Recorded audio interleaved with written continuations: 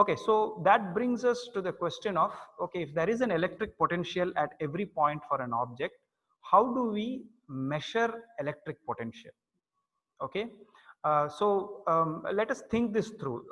Why don't you all tell me what are the ways in which we might be able to measure this electric potential? Suggestions, please. What will be the obvious units? Well, if it's so basically depending on the difference in the potential energies, right? No, it does not depend on the difference in potential energy, because independent of the difference, we have a way of defining electric potential at any given point for two charges. So how do we then represent it? Or go ahead and complete what you were going to say, and then we can. No, I was just thinking that it has to like depend on joules, right? And Yeah, like so there any unit that is going to talk about electric potential, basically potential energy, should have joules in it. And we are talking about work, right? The amount of work that is done in bringing this object from infinity to this point. So therefore joules has got to be involved. Now is it just joules?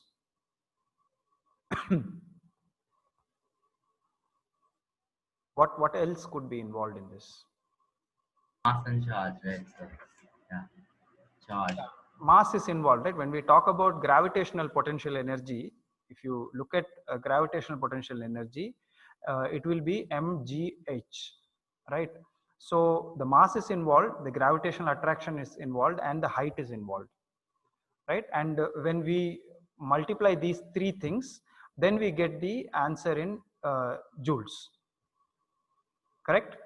So for the units of electric potential also, joules, that is the unit of energy, and the unit of charge, that should also be involved.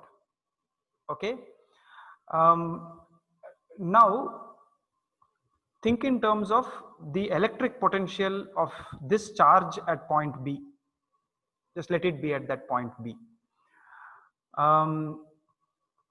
The amount of energy that it has at that point, because it's a very tiny test charge, and it's tiny test charge because the quanta, the smallest unit of charge is very small, very tiny. Okay, so how do we define the energy that it has, it contains? Is it, or let me just ask a simple question, is it going to be a great deal of energy or a very small amount of energy? So I don't know if I phrased my question very well. Let me ask again. We are trying to set the unit for electric potential. We think that it's going to involve joules as a unit of energy, and the unit of charge, I shouldn't write it as charge, no? Unit of charge is coulomb.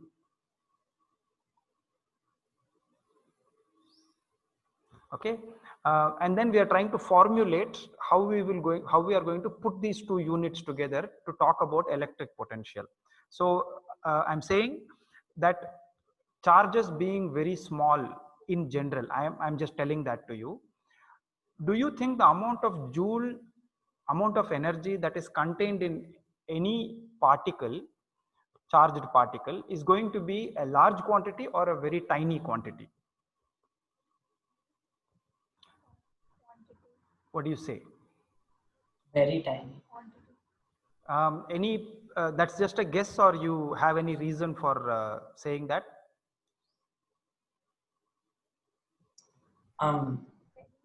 Because we need a lot of particles to make 1 unit of charge, so one would have very little charge.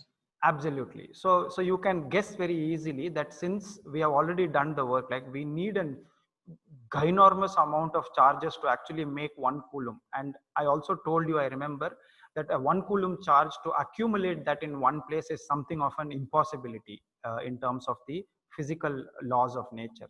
So therefore charges are going to be very tiny, and therefore the amount of energy associated per charge is also going to be very tiny. So we are looking at numbers like 10 to the power of minus 18, 10 to the power of minus 16, which are very tiny amounts of charge. So therefore, historically, what we have done is that we always talk in terms of not the amount of energy contained by that particular tiny little positive charge, but we say, what if it were 1 coulomb? How much energy would it contain? Okay. So then we can define it like this. Let there be a certain electric potential for the object at this point. Okay.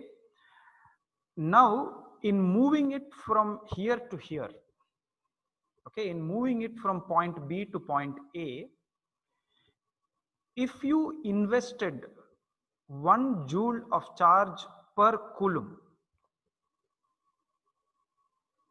okay, follow this very closely. So it comes back to our old argument, pushing charges from here to there.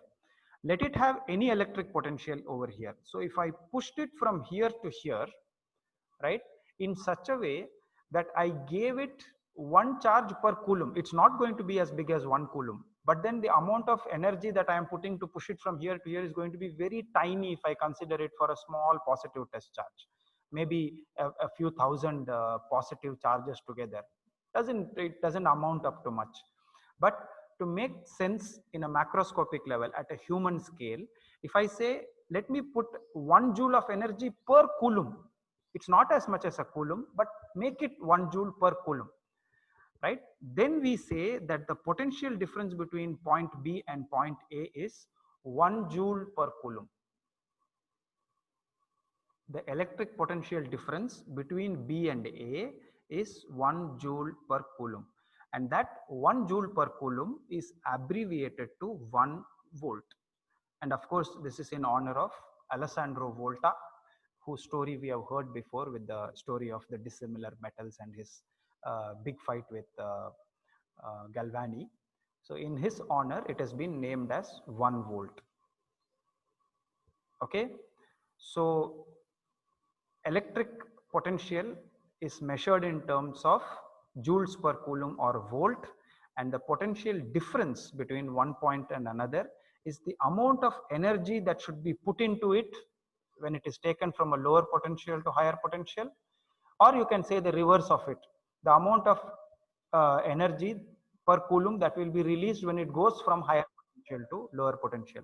Either way, it is going to be the same unit, 1 volt. Is that now